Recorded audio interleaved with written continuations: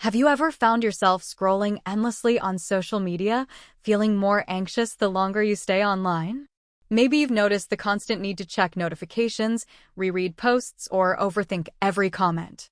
If that sounds familiar, you're not alone, and you might be wondering, is social media making things worse, especially if you're living with OCD?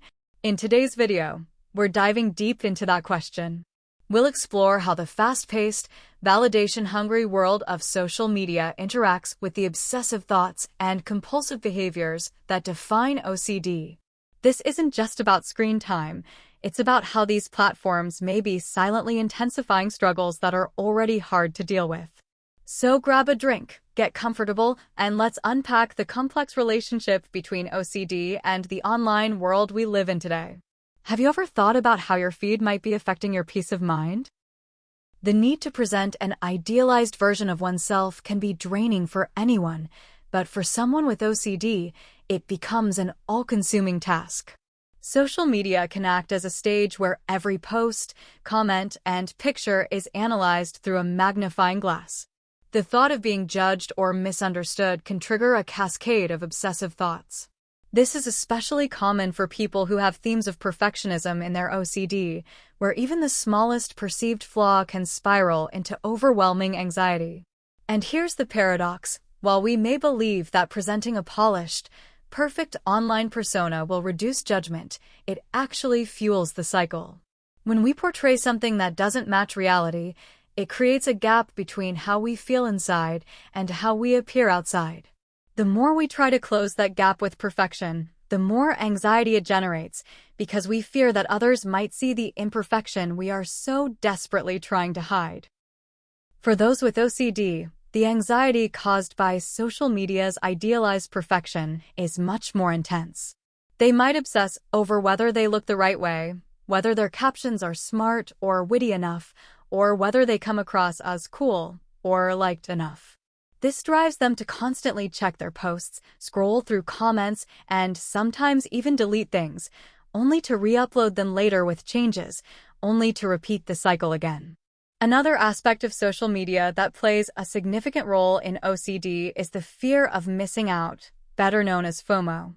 Social media creates a virtual environment where everyone's life seems to be filled with excitement, accomplishments, and experiences. This can create intense feelings of inadequacy or fear that one is not doing enough, which is especially distressing for those with OCD who already experience heightened levels of self-criticism. People with OCD might compulsively check social media to ensure they aren't missing out on something important. This can manifest as an obsessive need to be up-to-date, constantly refreshing feeds, or feeling pressured to attend every event or engage in every trend. Even when someone knows they're overwhelmed, the fear that they might be left out can lead them to continue participating, even when it feels unhealthy. Social media feeds into this anxiety by presenting a highly curated version of reality. Seeing others traveling, celebrating milestones, or experiencing seemingly perfect moments can make someone with OCD feel inadequate, as if they aren't measuring up. This can fuel negative thoughts about their own life, relationships, or achievements, leading to a worsening of symptoms. As we've seen, the nature of social media is that it constantly feeds us information and notifications, which can keep our minds in a heightened state of alertness.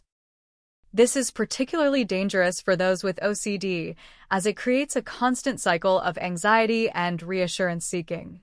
When someone with OCD experiences an obsession, they often engage in compulsions to reduce their anxiety. For instance, they might scroll endlessly to look for something that proves they're not at fault or check for reassurance that everything is okay. Social media platforms, with their instant feedback, act as a trigger for this compulsion. Someone with OCD might search for validation in the form of likes, comments, or replies to quell their anxiety, only for it to return again soon after. But what happens when the validation they seek doesn't come? Or when someone they're worried about doesn't reply or like something they posted? The anxiety intensifies, and so does the urge to check again. This cycle can trap someone in a loop of constant checking, seeking, and rechecking with no real resolution.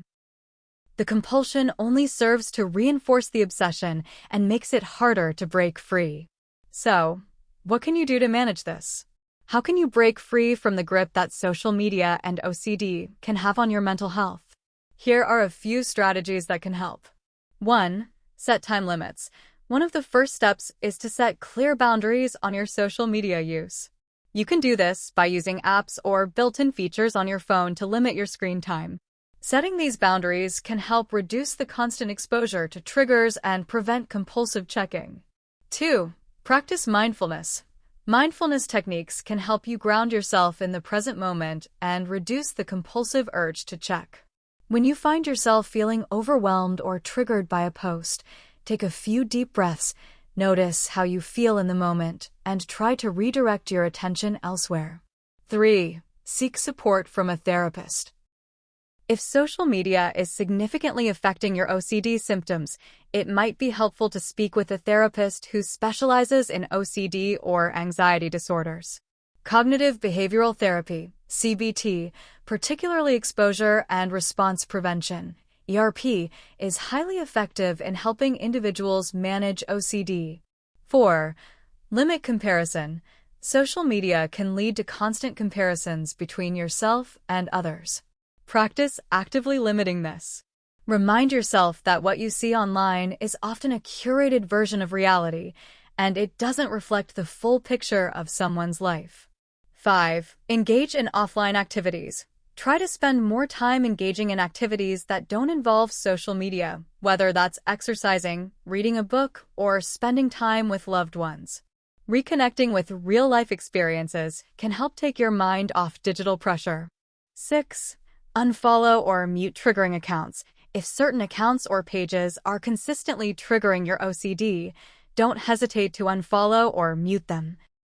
You don't owe anyone access to your thoughts and energy, and curating your feed to be a positive and healthy space for you is an essential step in self-care. Finally, let's talk about the importance of self-validation.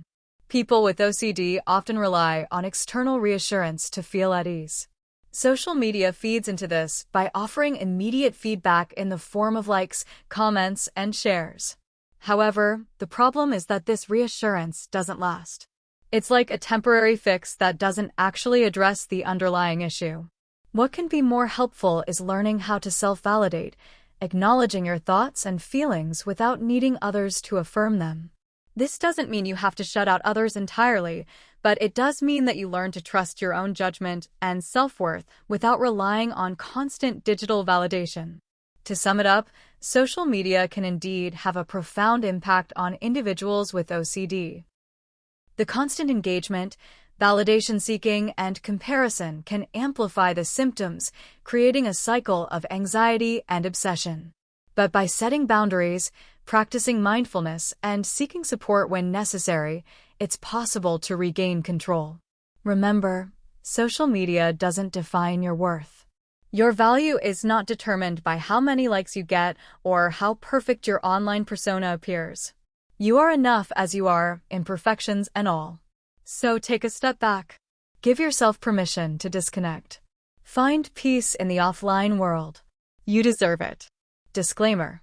Before we wrap up, I want to remind you that this video is not a substitute for professional advice. If you're struggling with OCD or any mental health issue, please reach out to a mental health professional who can help guide you through. You don't have to face this alone. Thanks so much for watching. If you found this video helpful, don't forget to like, comment, and subscribe for more content like this. Take care, and we'll see you next time.